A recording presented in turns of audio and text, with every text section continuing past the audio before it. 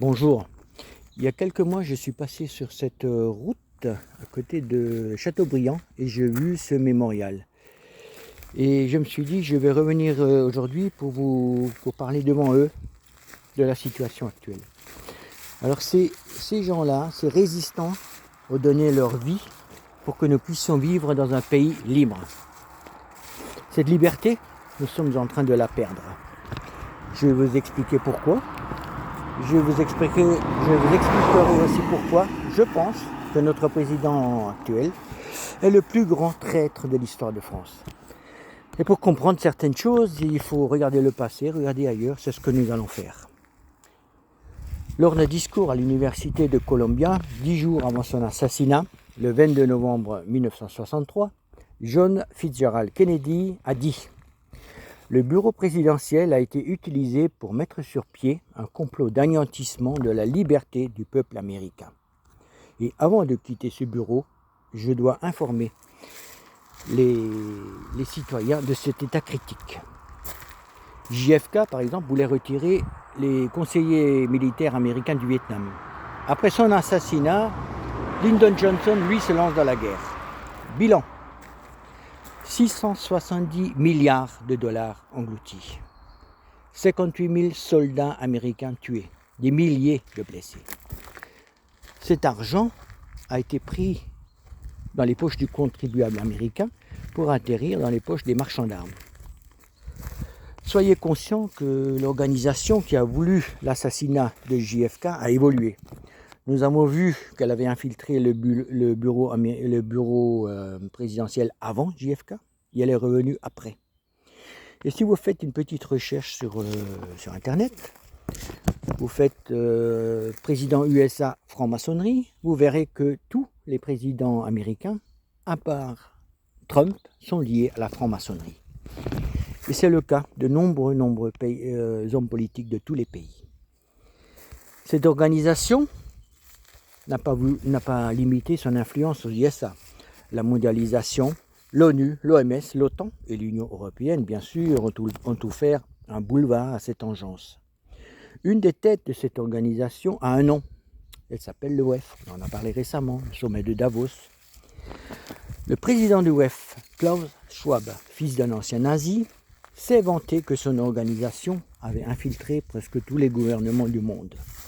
Depuis 2004, cette organisation a même une école pour former des personnes prêtes à tout pour devenir des personnalités importantes, ou ministres, ou présidents. Alors c'est le cas de Macron, Trudeau, Zuckerberg, Merkel, Attal, Rishi Sunak, l'anglais, sont passés par là. On les appelle les Young Global Leaders. Et bien sûr, ces Young Global Leaders bénéficieront d'un soutien surpuissant pour les mettre à la bonne place. Rappelez-vous le soutien financier et incroyable de Macron, ancien de chez Rothschild, pour devenir président. Les magazines, les journaux, la télé nous paraîtaient de nous présenter ce monsieur comme le Mozart de la finance. Bilan: aujourd'hui, la France est abattue, déconstruite, en faillite dans peu de temps. Mais quel est le but de cette organisation qui place ses lions leaders partout? Eh bien, 2 points importants. Le premier, c'est la disparition des États pour mettre en place un gouvernement mondial. Et le deuxième point important, c'est de ramener la population mondiale à 500 millions de personnes. Ça paraît incroyable, mais c'est écrit. C'est même écrit dans la pierre aux États-Unis. Un monument, c'est écrit. Voilà ce qu'il faut faire. Voilà. Bon. Alors soyez certains que les mesures prises lors de la soi-disant pandémie ne sont qu'une pâle figure de ce que prépare ce gouvernement mondial. Rappelez-vous ces résistants. La différence en 1944 et de ce que prépare le gouvernement mondial pour nous vers 2030, ça va être pareil. Nous sommes en lutte pour garder notre liberté. Les agriculteurs sont en révolte. Ils ne sont pas seuls. Nous devons les rejoindre ou au moins les soutenir. L'ennemi est puissant, mais nous avons encore une troupe en réserve. Et c'est peut-être pour eux que je suis venu ici. Oui, messieurs les militaires, Hollande et Merkel ont signé les accords de Minsk avec M. Poutine. Tous les deux ont avoué plus tard qu'ils ont signé cet accord pour permettre à l'Ukraine de se préparer à la guerre. Moi, ça me rappelle l'accord que les nazis ont signé avec les Russes en 1939. Quelques années plus tard, les Allemands sont rentrés en Russie. C'est vrai que peu sont revenus chez eux. Bon.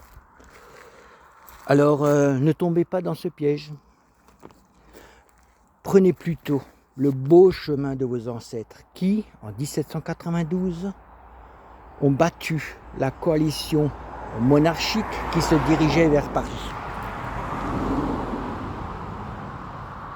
Votre devoir est de sauver la France. Si vous le faites, vos enfants vont être fiers de vous. Si vous ne nous sauvez pas de cette organisation, alors il faudra enlever tous ces monuments. Il faut arrêter cette mascarade.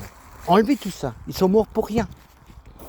Et je dirais même, messieurs les militaires, que ces résistants sont fusillés une deuxième fois.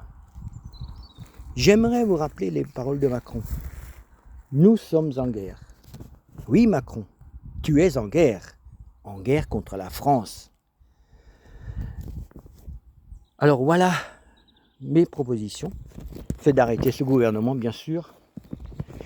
Maître Pierre de Gaulle, président provisoire jusqu'aux nouvelles élections. Et d'ici là, réfléchir à ce que nous voulons mettre en place. Ayant fait mon service militaire, je me permets, messieurs, d'employer un langage approprié. Messieurs les militaires, bougez-vous le cul, montrez que vous avez les couilles et sauvez la France. Maintenant.